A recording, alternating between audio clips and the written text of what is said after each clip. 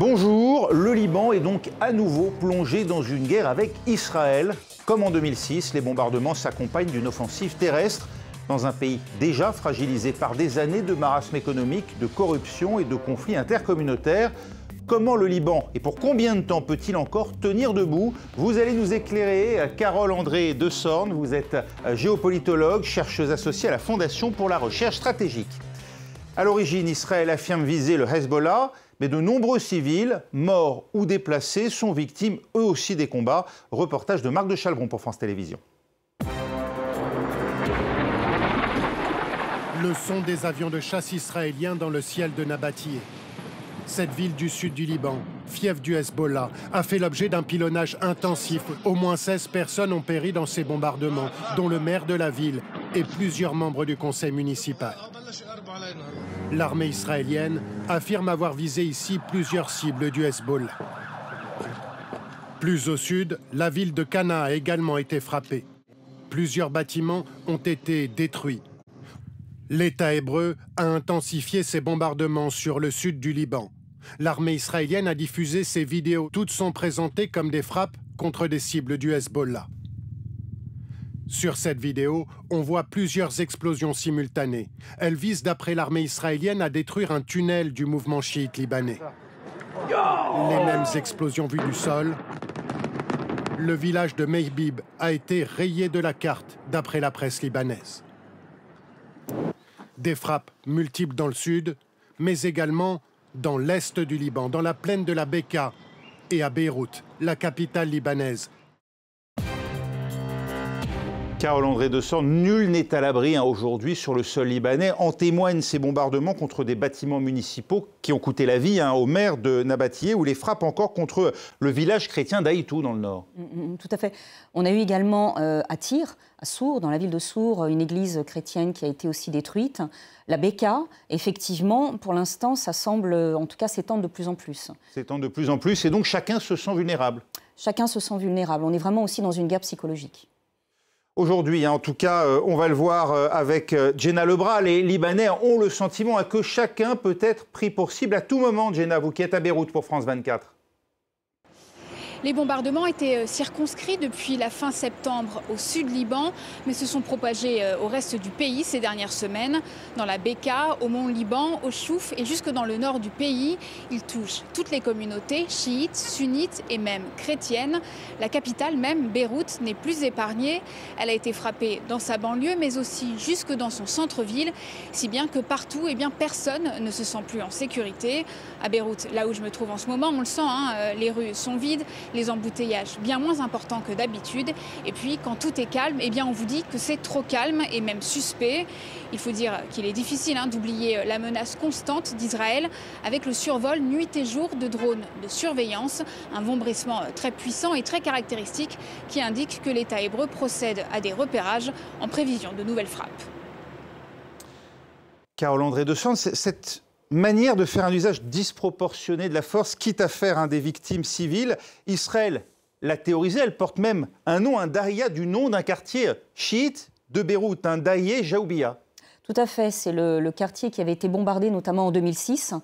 Et donc cette théorie donc de la disproportionnalité, c'est quelque chose qu'on voit d'abord à Gaza, qu'on voit maintenant au Liban, notamment ça a commencé avec le sud et Beyrouth, où la majorité en fait, des victimes sont essentiellement des civils, même si effectivement les cibles visées sont également, en tout cas les premières atteintes. C'est-à-dire que les dégâts, les dommages collatéraux, c'est une expression qui me gêne un peu parce que c'est quand même, je trouve, amoindrir le nombre de victimes qui sont des civils, que ce soit des blessés ou que ce soit des morts. Ce que, évidemment, Israël réfute. Est-ce Israël qui fait un usage disproportionné de la force, y compris envers les civils, ou bien est-ce le Hezbollah qui a délibérément placé ses bureaux et ses tunnels sous les immeubles d'habitation et de fait qui a exposé les Libanais? Alors ça, c'est aussi dans le narratif du gouvernement israélien comme pour Gaza. Alors effectivement, on se doute bien aussi que le Hezbollah étant présent notamment dans la banlieue de Beyrouth, ça expose encore plus les civils. Mais on voit bien aussi que quand il y a une volonté de cibler précisément comme Nasrallah, alors sachant que ça a aussi fait des victimes, il y a aussi cette capacité d'Israël. Donc Israël met en avant le fait qu'ils annoncent avant et qu'ils préviennent et qu'ils demandent aux populations de quitter les zones. Parce que sans prévenir, on rentre dans un crime de guerre. Donc c'est contre les lois humanitaires de la guerre. Mais le fait est que le résultat, on est dans une disproportion totale par rapport aux victimes qui, elles, sont principalement civiles. Alors le Hezbollah, comment le parti de Dieu est-il devenu un État dans l'État au Liban, alors que l'administration, elle, fait cruellement défaut, Antoine Fenault? Oui, le Hezbollah, parti de Dieu, vous l'avez dit Raphaël, il voit le jour en 1982. Voici ici son drapeau, c'est la date à laquelle Israël avait envahi la partie sud du Liban pour lutter à l'époque contre les attaques de l'OLP, l'Organisation de libération de la Palestine. Le Hezbollah se crée donc en réponse à cette opération militaire avec 2 buts affichés.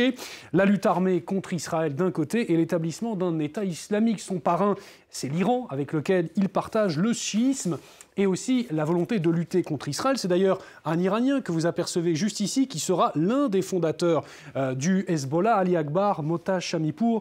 Il sera donc l'un des fondateurs de ce mouvement, le mouvement chiite qui va lui rapidement s'implanter dans la société libanaise, notamment dans la banlieue sud de Beyrouth, en développant de nombreux services sociaux, et ce, dès la fin de la guerre, dans la fin des années 80.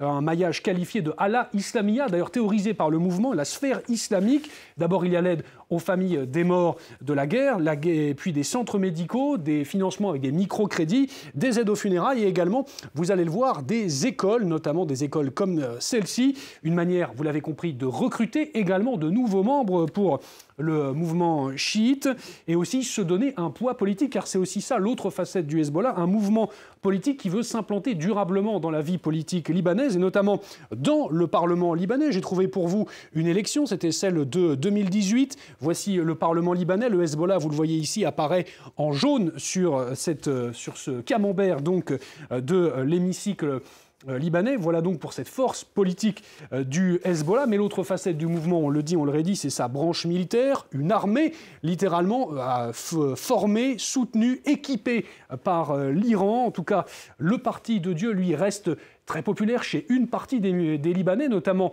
les Libanais de confession chiite. J'ai retrouvé pour vous ces intentions de popularité chez les différents Libanais en fonction de leur confession. Vous voyez que le Hezbollah, c'est en bleu sur cette carte, reste très populaire à la fois en 2020 et en 2023 chez les musulmans chiites libanais. C'est beaucoup moins le cas chez les musulmans sunnites, c'est juste à côté. Et ne parlons pas des chrétiens pour lesquels le Hezbollah est un vrai repoussoir, Raphaël.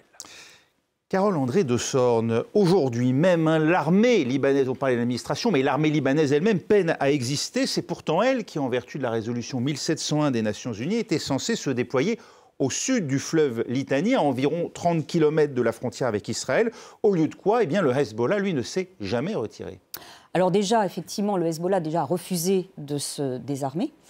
Le Hezbollah ne s'est pas retiré, mais si l'armée libanaise n'a pas réussi finalement à remplir cette mission-là, c'est parce qu'aussi, il ne faut pas oublier que les puissances occidentales étaient très réticentes aussi à fournir l'équipement nécessaire permettant à l'armée libanaise de pouvoir se déployer. C'est-à-dire qu'il y avait toujours cette crainte qu'au final, si on livrait des armes à l'armée libanaise, que celle-ci pourrait se retourner contre Israël. Donc il y a aussi cette responsabilité-là de la scène internationale.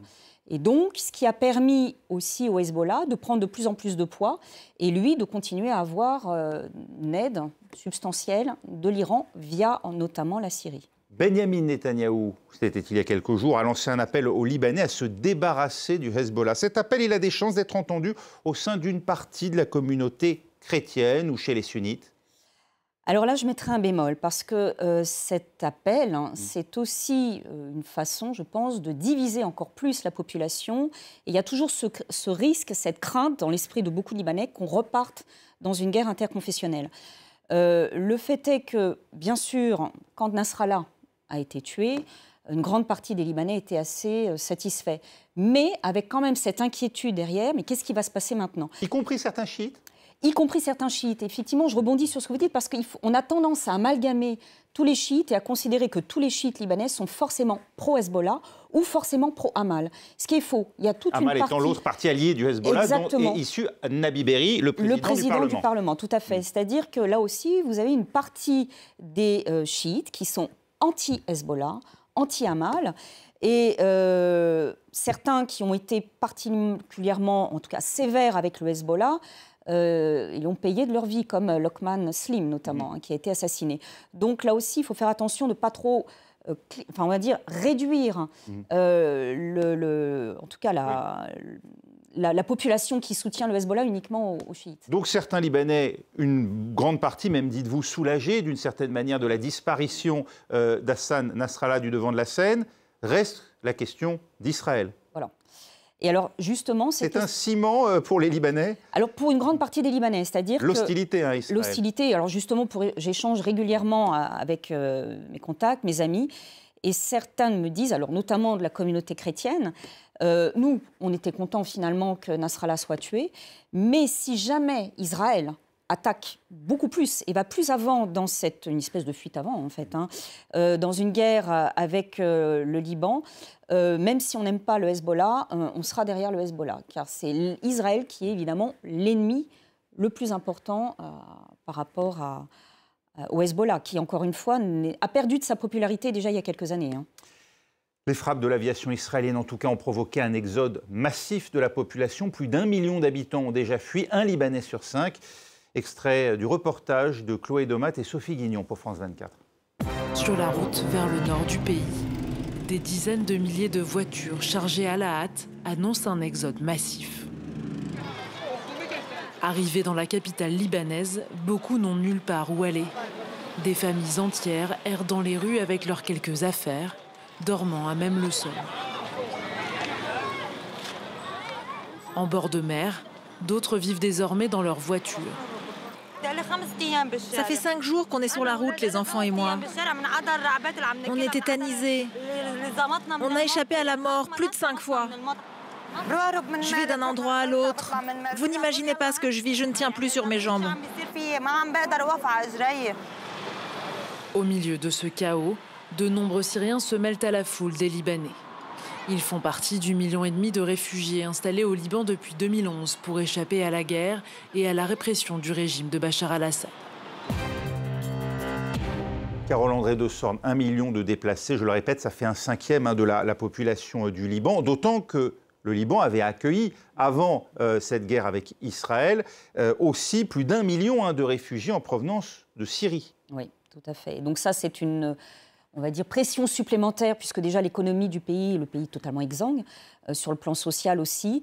Ça crée d'ailleurs des crispations, des tensions, de la méfiance, parce que, alors vous avez quand même une partie des Libanais qui, eux, viennent apporter leur aide, leur soutien, mais on a aussi chez d'autres Libanais une crispation, parce que pour eux, c'est la faute de cette communauté chiite du Sud qui est affiliée au Hezbollah, si on est dans cette situation-là. Et puis pour d'autres, des réfugiés en provenance de Syrie qui repartent. Et c'est ça aussi tout le paradoxe de cette situation. Alors certains repartent, mais comme il y a également des Libanais du Sud qui partent aussi vers la Syrie. Donc là, on est dans une situation qui devient... Donc des Libanais chiites qui partent en Syrie alaouite. Oui. Oui, tout à fait. Donc ce ne sont pas forcément les mêmes. Les réfugiés de la guerre de Syrie ne sont pas forcément les mêmes que ceux qui, aujourd'hui, du Liban, partent vers la Syrie. Voilà, tout à fait. Sachant que, pour revenir sur la communauté alaouite, c'est la communauté qui est au pouvoir, puisque la majorité des Syriens sont sunnites. Exactement. Même en cas de trêve, le paysage d'apocalypse que l'on est en train de décrire, ça va prendre combien de temps pour reloger tous ces déplacés? Très sincèrement, alors une trêve... on peut espérer qu'elle dure, si celle-là arrive à être mise en place. Concernant la reconstruction et la possibilité de reloger, sincèrement, je pense que ça prendra des mois, si ce n'est peut-être 2, voire 3 ans. Au moment où l'on se parle, quelle est l'ampleur des dévastations? Évidemment, ce n'est pas la bande de Gaza. Il faut quand même être clair pour ceux qui nous regardent. Tout à fait, mais il y a quand même des villages entiers qui ont été détruits. Vous avez... toute une partie aussi, alors Nabatillé a été largement impacté, Sour aussi, la Beka, les dégâts sont considérables. Les dégâts sont considérables, y compris... Essentiellement au sud Liban? Non, on a aussi la Beka. On a aussi la Beka et la banlieue aussi de Beyrouth, mais c'est quand même le sud qui est le plus impacté aujourd'hui. Le Liban, on le comprend, déjà en crise avant la guerre avec Israël, n'a pas les moyens de reconstruire seul. Ça veut dire qu'il faudra un plan de reconstruction du Liban avec l'aide de bailleurs internationaux? On ne voit pas comment autrement ça serait possible, mais après, en même temps, se pose la question de l'ingérence internationale. Parce qu'au final, si le Liban est aussi dans cette situation, c'est parce que le Liban a toujours été dépendant du bon vouloir des autres puissances notamment régionales. Ces deux parrains régionaux que sont l'Arabie Saoudite et l'Iran. L'Arabie Saoudite s'était, dit-on, retirée ces dernières années. Très clairement, oui. Le Liban n'est plus sa préoccupation. Et l'Iran, aujourd'hui, est dans une situation qui ne lui permet peut-être plus d'être le parrain que souhaiteraient certains. C'est aussi ça, il y a une part de dépit vis-à-vis de l'Iran aujourd'hui? Il y a une part... Alors, chez beaucoup de Libanais, il y a un sentiment d'abandon. Il y a un sentiment même de trahison. Ça va plus loin. Que les Iraniens les ont lâchés d'une certaine manière. Que les Iraniens les ont lâchés, et notamment au sein de la base du Hezbollah, ce sentiment de trahison, voire même, et là donc il y a aussi tout cet effet paranoïaque du régime iranien, puisque celui qui avait remplacé Qassem Soleimani, à la tête du corps des gardiens de la Révolution, a été soupçonné finalement d'avoir lâché Nasrallah. Donc des rumeurs disent qu'il a été arrêté, interrogé, qu'il aurait eu une crise cardiaque. Pour l'instant, c'est silence radio. Mais c'est vrai que ça pousse aussi le régime iranien à être encore plus paranoïaque qu'il ne l'est normalement. En attendant, Israël poursuit ses objectifs de guerre, quitte à s'en prendre au casque bleu. Plusieurs ont été blessés, Claire Duhamel.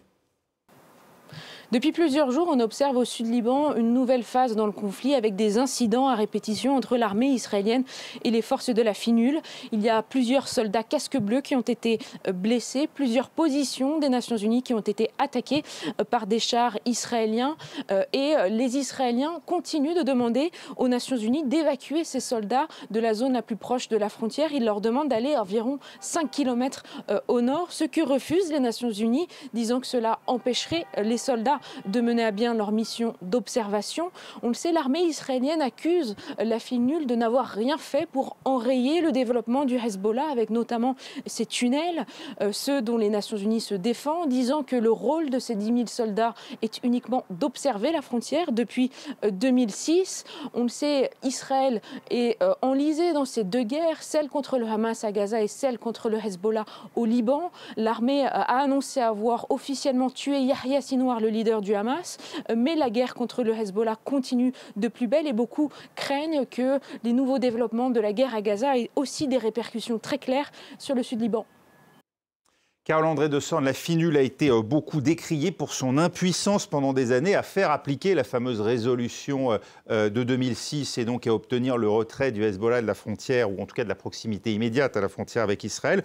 Aujourd'hui, cette FINUL, elle est devenue indispensable? À mon sens, tout à coup. Oui, à mon sens, oui, parce que justement, elle est aussi le témoin de ce qui se passe. Ce qui explique certainement aussi le narratif utilisé par le gouvernement israélien, à savoir d'essayer d'écarter le plus possible la FINUL pour pouvoir continuer finalement, peut-être annexer aussi le Sud-Liban. Donc non plus comme force d'interposition, ce dont objectivement elle n'est pas capable aujourd'hui, mais pour documenter d'éventuels crimes de guerre, ou en tout cas les dissuader. Alors aussi, mais je rappelle quand même que la mission de la FINUL, ce n'est pas là aussi de faire obstacle à la présence du Hezbollah, c'est de rapporter tout ce qui se fait, toutes les violations de la fameuse ligne bleue.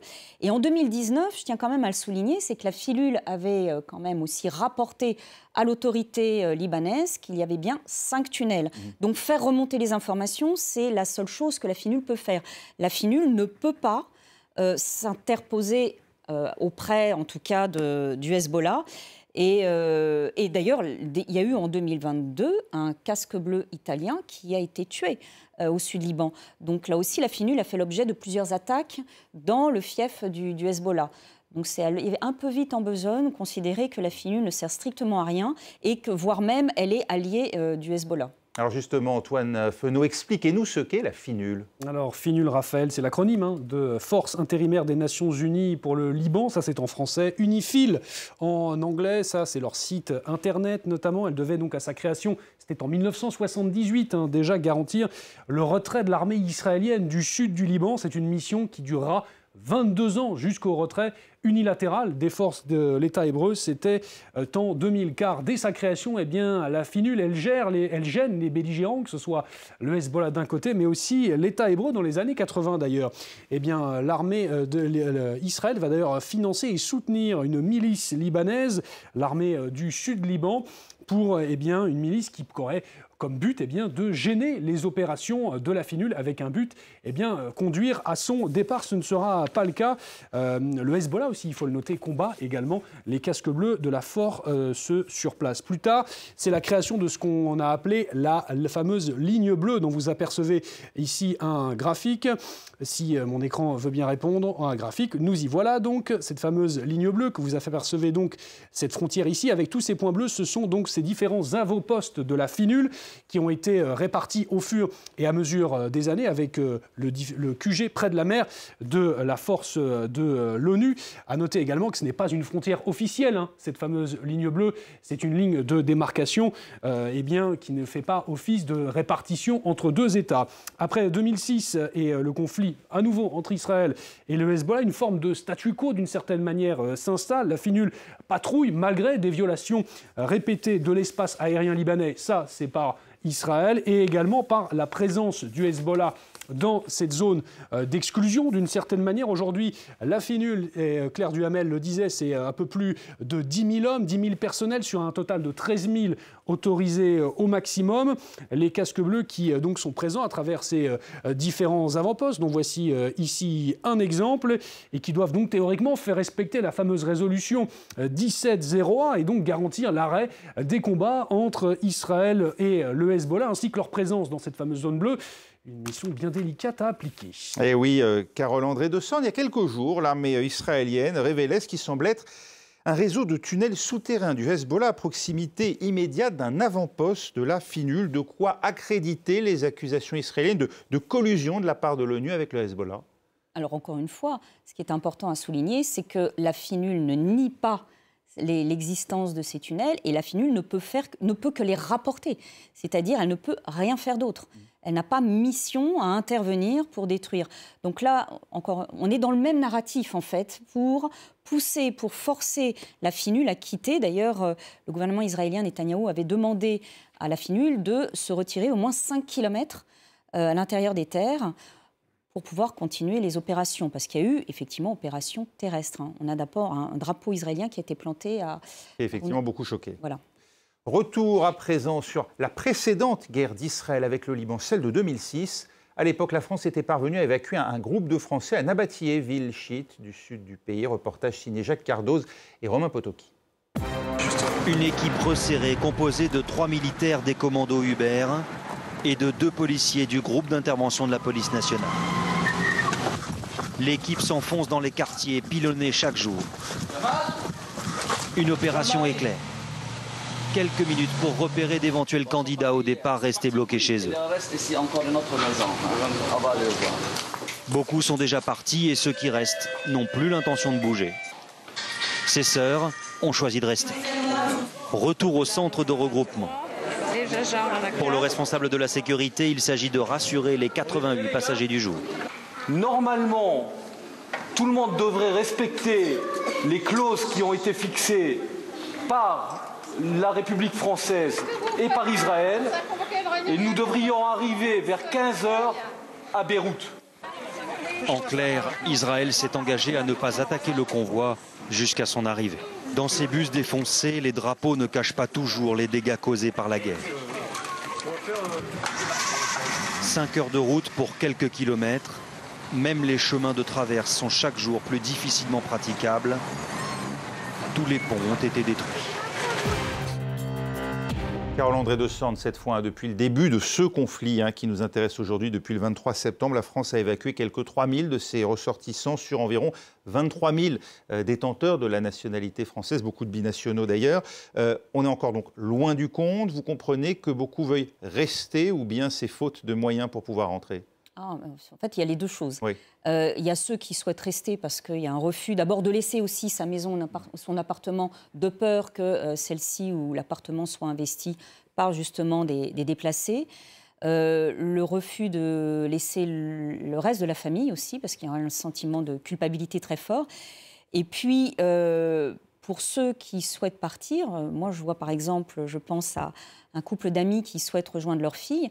il n'y a plus aucun billet disponible, notamment par la Middle East, c'est-à-dire tout est plein. C'est la compagnie commerciale qui dessert encore, puisqu'Air France ne dessert plus cette destination aujourd'hui.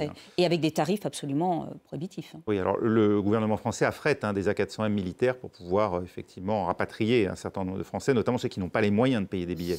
Oui, mais bon, là je vous dis, il y a aussi le fait de ne pas vouloir, surtout quand il y a de la famille qui reste et qui ne peut pas se déplacer, de ne pas vouloir laisser la famille. La France a encore une voix pour peser au Liban. On a vu Emmanuel Macron des tensions ces derniers jours, notamment avec Benyamin Netanyahou. Il avait adressé un message aux Libanais qui a été d'ailleurs diversement apprécié et compris au moment de la mort de Hassan Nasrallah. Tout à fait. Et puis Jean-Yves Le Drian est sur le dossier depuis un an pour tenter de trouver une solution politique avec enfin peut-être la désignation d'un président. Oui, alors le problème c'est que la France, elle est de moins en moins audible dans la région, mais ça fait déjà un petit moment. La France, même si, par la voix du président Macron, il y a des condamnations de ce qui se passe, les bombardements sur les civils et un souhait d'avoir un cessez-le-feu, au moins, la France n'a pas vraiment de levier pour faire pression. Quant à M. Le Drian, on ne peut pas dire qu'il soit le plus apprécié au Liban. C'est-à-dire que là aussi, lors de sa mission, notamment en 2023, il avait rédigé une lettre qu'il a envoyée aux différents députés et leaders politiques, leur demandant d'écrire en fait le président tel qu'il doit être et ce qu'on attend de lui. Ça a été, par une partie en tout cas des Libanais, extrêmement mal perçu et assez condescendant. Et notamment, certains ont interprété ça... Une forme de paternalisme, tout à fait. Donc, M. Le Drian n'est pas spécialement le plus apprécié au Liban. Je ne généralise pas, mais je pense que sa mission sera extrêmement difficile si le président souhaite qu'il la poursuive. Merci beaucoup, Carole-Andrée de Sande, d'avoir été avec nous de la Fondation pour la recherche stratégique. C'est la fin de cette émission. Merci à vous de l'avoir suivie. Vous pouvez la retrouver sur notre site internet france24.com.